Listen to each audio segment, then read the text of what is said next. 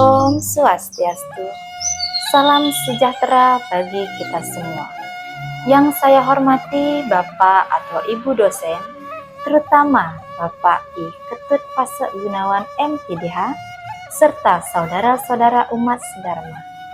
Mari kita panjatkan puja puji syukur kehadapan Ide Sang Hyang Widi karena atas anugerahnya kita bisa berkumpul bersama dalam keadaan sehat dan penuh semangat. Pada kesempatan ini saya akan membawakan Dharma Wacana yang berjudul Resi Durwasa Amarah Suci dari kitab Siwa Purana. Sebelumnya teman-teman, perkenalkan nama saya Nyoman Pinasti dengan NIM 2411011001. Saya dari Prodi Pendidikan Agama Hindu. Saya kelas PAH 3A. Jadi, teman-teman, sebelum saya menjelaskan siapa itu Resi Durwasa, mari kita kenalan terlebih dahulu dengan kitab Siwa Purana. Kitab Siwa Purana adalah salah satu dari 18 kitab Purana utama dalam ajaran agama Hindu, di mana isinya banyak menceritakan tentang Dewa Siwa sebagai dewa yang memiliki kekuatan luar biasa. Kekuatannya itu yaitu mencipta, memelihara, dan melebur alam semesta. Dalam kitab ini bukan hanya kisah tentang Dewa Siwa saja yang dijelaskan, tetapi juga banyak ajaran tentang kebaikan, kesetiaan, tapa, dan keseimbangan hidup. Kitab Siwa Purana juga menampilkan banyak tokoh yang merupakan perwujudan dari bagian dari Dewa Siwa itu sendiri. Salah satunya adalah Resi Durwasa yang saya akan bahas di Dharma Wacana saya ini. Dewa Siwa digambarkan tidak hanya sebagai dewa yang tenang dan penyayang, tetapi beliau juga memiliki sifat tegas dan penuh amarah suci ketika dharma atau kebenaran terganggu. Untuk menegakkan dharma itulah sebagian dari kekuatan Dewa Siwa turun ke dunia dalam wujud Resi Durwasa. Jadi teman-teman, saya akan menjelaskan bagaimana Resi Durwasa lahir dan bagaimana Resi bisa muncul atau dimanifestasikan oleh Dewa Siwa itu sendiri. Jadi, dalam Siwa Purana diceritakan bahwa suatu ketika saat Dewa Siwa sedang melakukan tapa, dari dahinya keluar cahaya yang sangat panas, tanda munculnya amarah suci atau Krodha Sakti. Dari cahaya itulah lahirlah sosok Resi yang berwibawa, berwajah tajam dan bersinar seperti api tapa. Dewa Siwa kemudian menamai beliau Durwasa, yang berasal dari dua kata Sanskerta. Dur artinya sulit dan Wasa artinya tinggal atau hidup bersama. Jadi Durwasa artinya orang yang sulit disenangkan atau yang penuh ujian. Kenapa Resi Durwasa bisa lahir dari amarah suci? Karena saat Dewa Siwa sedang melakukan tapa, beliau diganggu oleh makhluk lain. Jadi, dari gangguan tersebut, muncullah amarah suci, di mana amarah suci keluar dari dahinya sendiri. Jadi, itu asal mula lahirnya atau munculnya Resi Durwasa. Untuk membuat wujud manusia dari cahaya itu, Dewa Siwa menitipkan bagian dari dirinya kepada Anusuya. Siapa Anusuya? Anusuya itu adalah istri dari Resi Atri.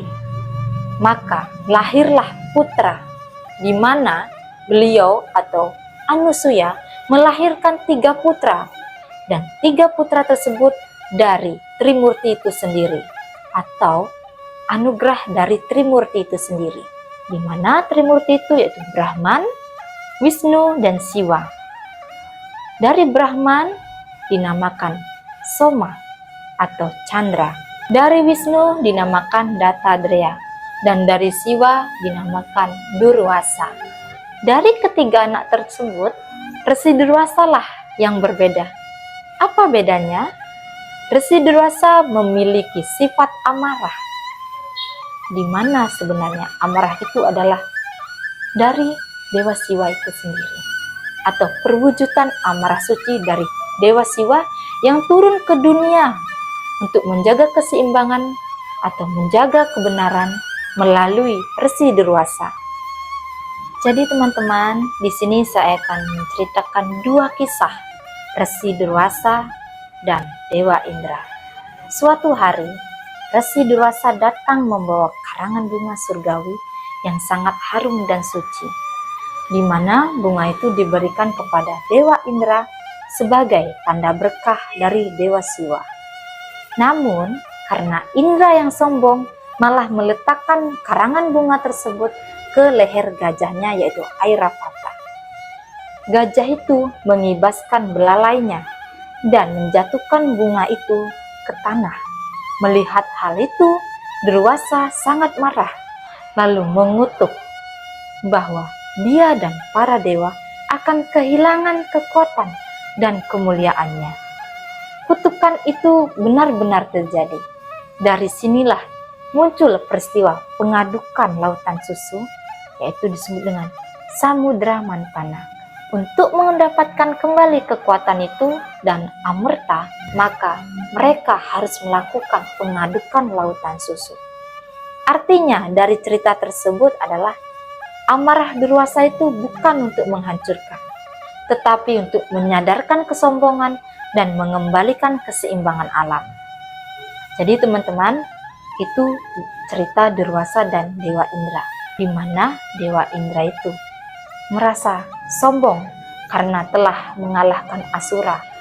Jadi ada makna tersendiri dari kisah Durwasa dengan Dewa Indra itu sendiri. Lalu kisah yang kedua yaitu Durwasa dan Raja Ambariksa. Jadi kisah Raja Ambariksa dan Resi Durwasa bermula ketika Raja Ambariksa, pemuja Dewa Wisnu, sedang menjalankan puasa suci Ekadasi Vrata. Saat waktu berbuka tiba, Resi Durwasa datang berkunjung, dan sang raja dengan hormat menunggunya untuk makan bersama dan untuk berbuka bersama. Dan di saat waktu berbuka hampir lewat, Ambariksa hanya meminum seteguk air agar puasanya tidak batal. Tetapi Resi Durwasa merasa tidak dihormati dan beliau marah besar. Dari sehelai rambutnya, ia menciptakan raksasa api untuk menyerang sang raja. Namun, Dewa Wisnu melindungi Raja Ambariksa dengan cakra sudarsananya. Jadi, Resi Durwasa tidak bisa menyerang Raja Ambariksa. Cakra sudarsana justru mengejar Resi Durwasa ke seluruh alam. Akhirnya, Durwasa sadar bahwa amarahnya itu telah berlebihan. Ia lalu memohon maaf kepada Raja Ambariksa, dan dengan hati yang tulus, sang raja pun memaafkannya. Jadi, makna dari kisah ini adalah bahwa kesabaran dan kerendahan hati mampu meredam amarah dan kebencian. Raja Ambariksa menjadi contoh bahwa ketenangan, pengendalian diri, dan ketulusan hati adalah kekuatan suci dalam menjalankan ajaran Dharma. Kita tahu Resi Durwasa sering dikenal sebagai orang yang cepat marah, tapi sebenarnya beliau adalah guru kehidupan. Amarahnya bukan karena benci, tetapi karena ingin menguji dan menyadarkan. Siwa atau Dewa Siwa mengajarkan bahwa kebenaran kadang perlu ditegakkan dengan tegas, bukan hanya dengan kata yang lembut. Tetapi beliau menjelaskan ajaran tersebut melalui Resi Durwasa. Baik teman-teman, dari Dharma Wacana tersebut tidak hanya kisah yang saya akan jelaskan, tetapi dalam isi Dharma Wacana ini ada beberapa kajian teori kritis dan teori konspirasi. Mungkin kita bisa dari teori kritis terlebih dahulu ya. Kalau dilihat dengan cara berpikir teori kritis, kisah Resi Durwasa tidak hanya sekedar cerita keagamaan, tapi juga kritik terhadap kesombongan dan kekuasaan. Teori kritis yang pertama yaitu kritik terhadap kesombongan, di mana kisah Durwasa dengan Indra menggambarkan bahwa orang yang sombong akan kehilangan kekuatannya. Kekuasaan tanpa kerendahan hati akan hancur. Ini juga bisa diartikan sebagai pesan sosial, di mana pemimpin atau orang besar harus tetap rendah hati. Lalu kritik yang kedua yaitu kritik terhadap formalitas agama, di mana tadi saya sudah jelaskan tentang kisah Raja Ambarisa. Beliau menunjukkan bahwa kadang orang bisa menjalankan upacara dengan sempurna, tapi lupa pada makna sesungguhnya. Lalu Durwasa datang untuk menguji ketulusan, bukan hanya kepatuhan terhadap aturan luar. Lalu kritik yang ketiga, yaitu amarah sebagai alat pembersihan diri. Dalam pandangan kritis, amarah Durwasa adalah cara keras untuk memunculkan kesadaran baru. Setelah konflik, pasti selalu ada pencerahan. Seperti api yang membakar kotoran, amarah Durwasa membakar kesombongan agar muncul kesucian. Selain sebagai alat pembersihan diri, di sini ada kritik atau teori kritisi sebagai pengendalian emosi. Dalam kehidupan saat ini, banyak orang mudah marah dan tersinggung karena hal-hal kecil di sekolah, di rumah, bahkan di media sosial. Dari kisah Resi Durwasa, kita diingatkan agar tidak dikuasai oleh emosi, melainkan belajar menahan diri sebelum bertindak. Kemarahan yang tidak dikendalikan bisa menyakiti orang lain. Tetapi, kemarahan yang dikendalikan dengan bijak justru bisa membawa perubahan yang baik. Dan teori kritis yang terakhir yaitu sikap penyampaian kebenaran atau pendapat dengan tegas atau asertivitas. Resi Durwasa juga menunjukkan bahwa bersikap tegas tidak sama dengan jahat.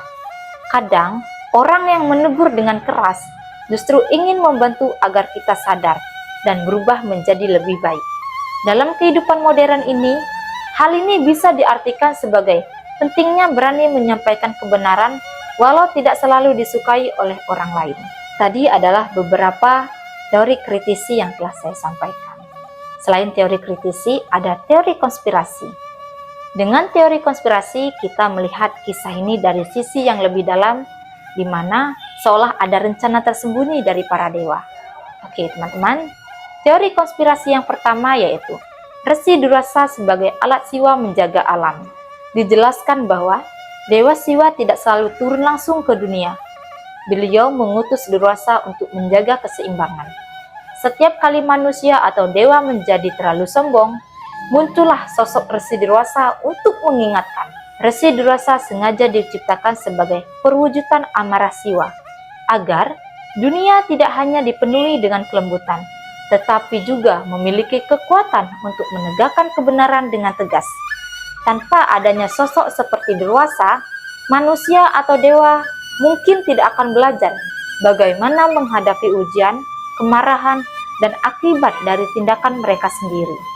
Dan teori konspirasi yang kedua yaitu Trimurti dalam wujud manusia. Melalui kelahiran 3 putra Atri, yaitu Chandra, Dattatreya, dan Durwasa, Trimurti seakan-akan membagi perannya di bumi. Ini bisa dilihat sebagai rencana ilahi, agar kekuatan besar hadir di dunia dalam bentuk manusia.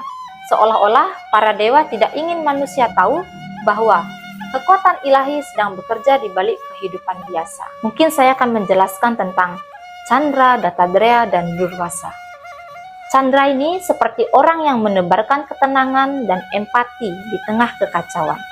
Dattatreya seperti guru atau tokoh bijak, di mana beliau membimbing dengan pengetahuannya.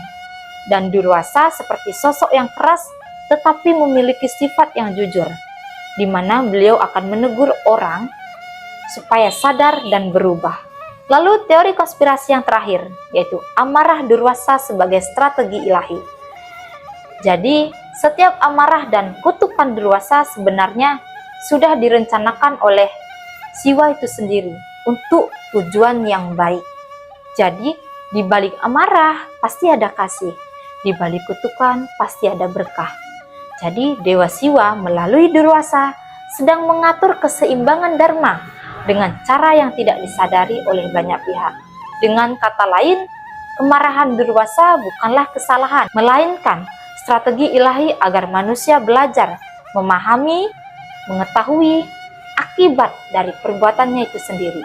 Dari kisah-kisah yang saya jelaskan, lalu ada teori kritisi dan teori konspirasi, ada nilai dharma yang dapat kita petik. Dari kisah Resi Durwasa dalam Siwa Purana, kita bisa mengambil beberapa pelajaran penting. Yang pertama, amarah suci harus digunakan untuk menegakkan kebenaran, bukan untuk menyakiti. Lalu yang kedua, kesabaran dan kerendahan hati adalah pelindung terbesar dari bahaya. Dan yang ketiga, kekuasaan tanpa kerendahan hati akan runtuh. Dan yang keempat, setiap ujian dan amarah dari orang suci mungkin adalah cara Tuhan mengajarkan untuk kita tentang kesadaran baru. Resi Durwasa mengingatkan kita bahwa tidak semua kemarahan itu buruk. Kadang amarah muncul untuk memperbaiki dan membersihkan kesalahan agar manusia kembali ke jalan Dharma. Jadi dalam Siwa Purana, Resi Durwasa bukan sekedar tokoh pemarah, tetapi beliau adalah wujud dari Dewa Siwa sendiri yang datang untuk menegakkan kebenaran dan menguji hati manusia. Melalui teori kritisi, kita melihatnya sebagai pengingat bagi orang yang sombong. Melalui teori konspirasi, kita melihat beliau sebagai bagian dari rencana ilahi untuk menjaga keseimbangan dunia. Dan dari kisah ini, kita belajar bahwa Dharma tidak selalu lembut. Kadang, Tuhan menegur dengan keras demi kebaikan kita.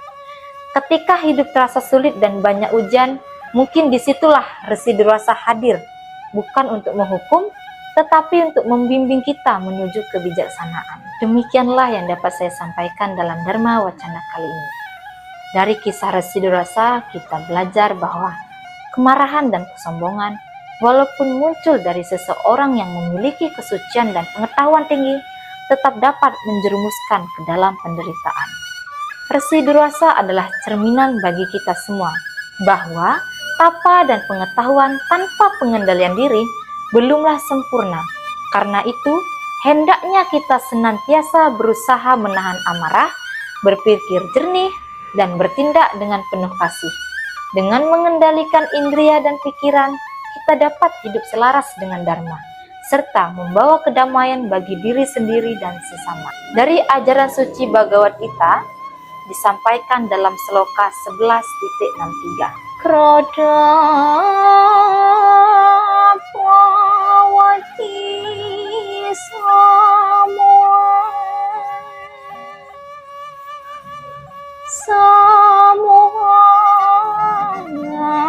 smarti Brahma Smarti Brahmsa Bodhinaso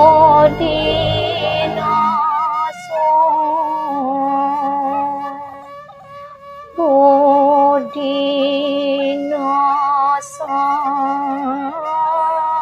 Pranasyati, yang artinya dari kemarahan timbul delusi. Dari delusi hilang ingatan akan kebenaran. Ketika ingatan hilang, kebijakan pun hancur. Dan bila kebijaksanaan lenyap, manusia akan binasa. Mungkin itu saja Dharma Wacana yang bisa saya sampaikan hari ini. Dan dalam video ini, mohon maaf jika ada kata yang salah yang saya sampaikan, yang saya lontarkan. Saya akhiri dengan Paramasanti. Om Santi Santi Santi Om.